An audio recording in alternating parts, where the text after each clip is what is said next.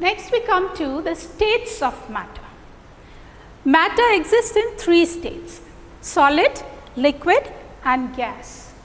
That does not mean that their composition is different. Particular matter, suppose water, all the 3 states, ice, then water and water vapor or steam, all the 3 states have the same composition, that is water, H2O molecules.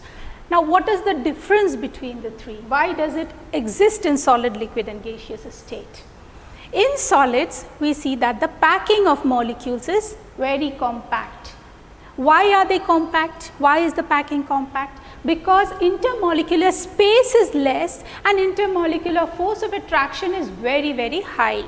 The particles have high intermolecular force of attraction, so they are closely packed. They form an aggregate of molecules. Whereas in liquid, we find that the intermolecular force of attraction is less. As a result, interstices or interparticular gaps, intermolecular gaps are more. The force is less, force of attraction is less, the intermolecular space is more. And in gases, it is maximum. Means intermolecular force of attraction is minimum and the space between the gaps between the molecules is maximum. So, this gives it a solid, crystalline, rigid structure, cannot be compressed, cannot flow. The molecules are in a state of, motion, but they just vibrate in their own places. They do not migrate to other places, they do not diffuse, they do not migrate to other places. So, we will study all these properties of matter in comparison, solid, liquid and gas, and this is all based on the kinetic theory only. So, first of all, the mass, all of them have a fixed mass. This has a mass, this also has a mass, gas will also have a mass. So, all 3, solid, liquid and gas. Then the shape. Because the molecules are in a compact packing, they have a particular shape. They have geometrical shapes, can be square, oblong, rectangle, pyramidal, octahedral, any shape. So, they have a particular shape, geometrical shape. Because the molecules are packed together, they have high forces of attraction and that gives it a particular shape. But in liquids, the molecular force of attraction are less and the gaps are also more. So, they are able to migrate. The molecules are able to migrate from one place to another because there are gaps. They can enter into those gaps. So, what happens? It takes the shape of the container. Whatever, if you keep, it might have a fixed volume, but the volume will remain fixed, but the shape of the container, if it is a cylinder, it will take the shape of a cylinder. If it is a round bottom flask, it will take the shape of the round bottom flask. The volume is fixed, but the shape is different. Means the same 10 ml can be kept in this showing a cylindrical shape, can be kept in this showing another shape. Whatever is the shape of the container will be the shape of liquid. Next is volume. Gases do not have, so solids have a particular shape, liquids take the shape of container, gases, they are random particles, they have no force of attraction between each other, the more particles do not have. So, they occupy the whole space. Whatever is the volume, they occupy the whole space of the container in which they are kept. Next is volume. The volume of solid is definite. It has got a definite volume. You can keep it on the table, I can hold it on my hand, it has a definite volume. Liquid also has a definite volume, but it will take the shape of container. Gases occupy the whole space. Now, packing, we have already done this. Packing, this is compact. Solid, packing of molecule is compact. In liquid, it is less compact than the solid. And in gases, the packing is very, very free. There is hardly any packing. They are free to move about anywhere. Now, next is the density. Because of the compact packing, the density is very high. The density is very high. Whereas in liquids, they are also dense, but not as dense as solid. The density of gases is least. Why? Because intermolecular forces are least, the spaces are maximum, the gaps between the particles are maximum. Then we come to diffusion. What is diffusion? Diffusion is intermingling of particles of a substance with another of the same.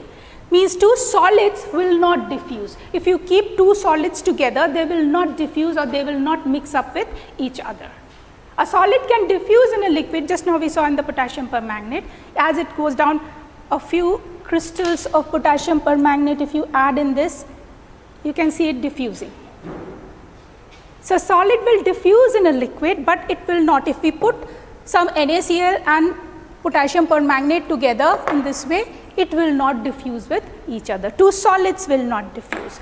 But liquids, if they are miscible liquids, means dissolves milk and water suppose, then they diffuse into each other. Immiscible liquids will not, like oil in water, it will not, because it does not dissolve in water. So, it will not. So, diffusion is best shown by gases. Just now we saw in this experiment how the vapors were coming out when we heated iodine crystals. So, gases diffuse in, maximum diffusion is shown by gases.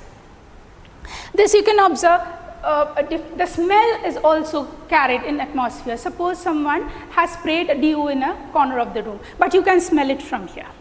Why can you smell it? Because the smell has diffused through the atmosphere and it has reached your nostrils. So, diffusion is maximum. I can't show you the experiment, I will just explain an experiment like that to you. We have taken two jars. In one, we have taken nitrogen monoxide, NO.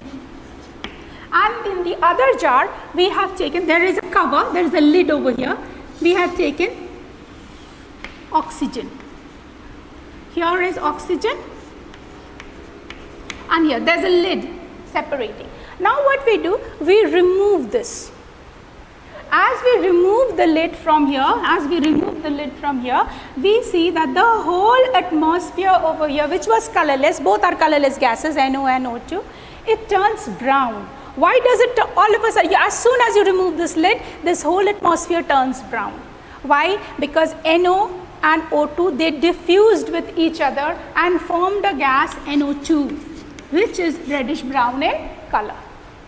So, why did we get that reddish brown color? Due to diffusion of NO diffused into O2 and O2 also diffused with NO, and NO plus O2 formed NO2, which is a reddish brown gas.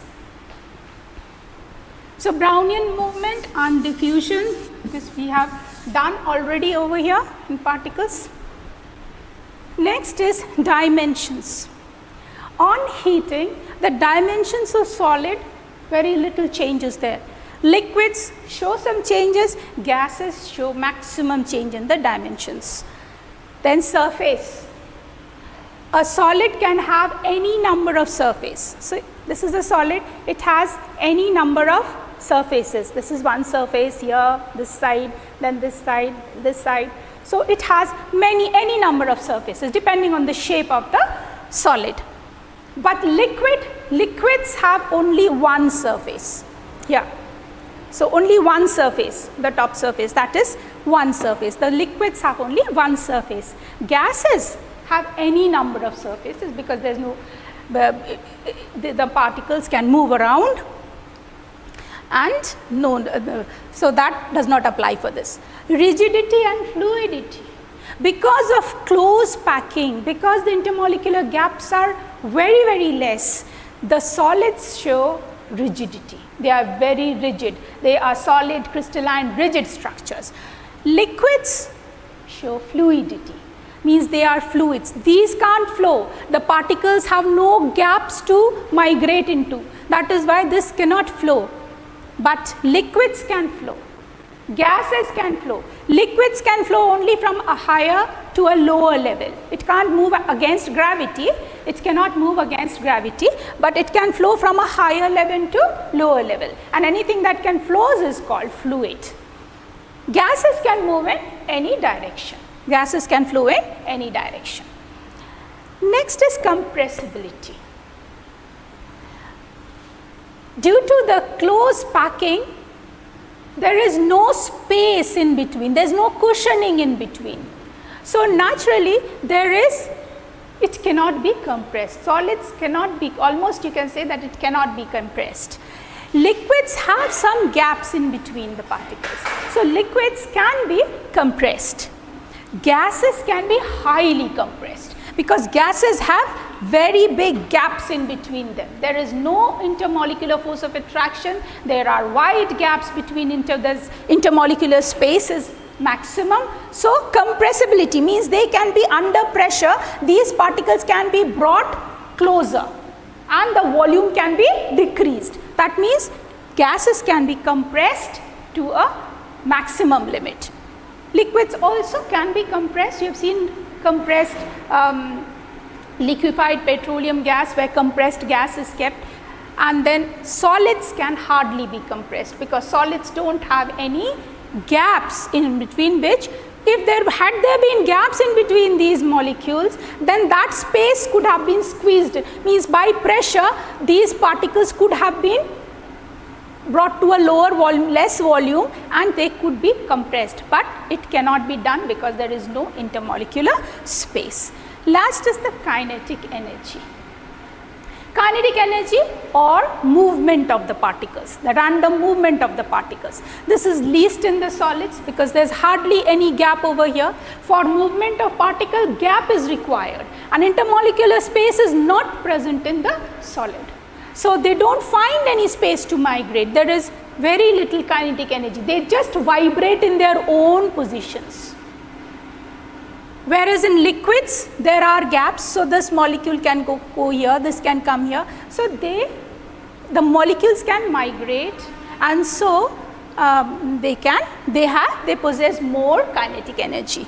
In gases, the kinetic energy is maximum because the gaps are maximum, the force of attraction is minimum, so they are free to move around. On heating, the impact is increased, that is the kinetic energy increases.